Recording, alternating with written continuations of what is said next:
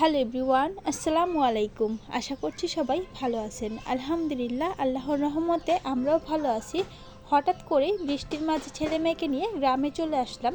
কয়েকদিন যাবৎ যেহেতু অনেক বৃষ্টি হচ্ছিল, বৃষ্টি থামার কোনো নামই ছিল না। তারপরও এই বৃষ্টির মধ্যেই চলে আসলাম গ্রামে। দয়া করে পুরো ভিডিওটি দেখে নেবেন।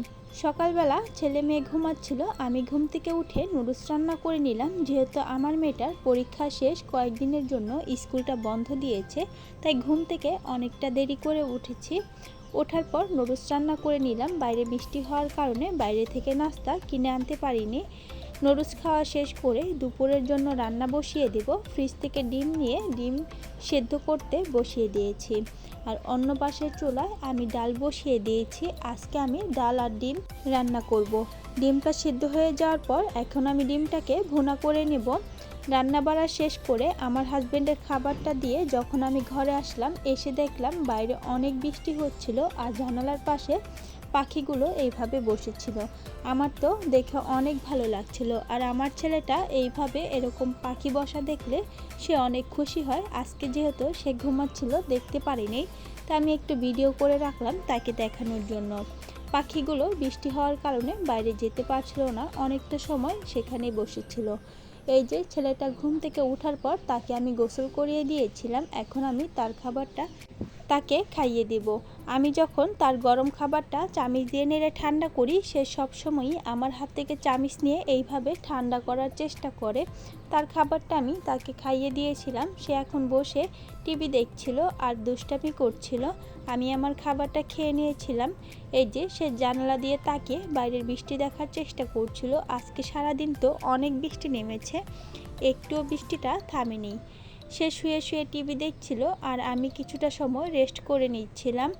আমার মেয়েটার যেহেতু পরীক্ষা শেষ, তাই তাকে নিয়ে গ্রামে বেড়াতে যেতে চেয়েছিলাম। বৃষ্টি হওয়ার কারণে এই কয়েকদিন ধরে যেতে পারিনি। হুট করে আমার হাজবেন্ড ফোন দিয়ে বলল তার নাকি কাজের জায়গাটা বন্ধ। তাই আর দেরি না করে এই রাতের বেলায় ছেলে মেয়েকে নিয়ে গ্রামে চলে যাচ্ছিলাম।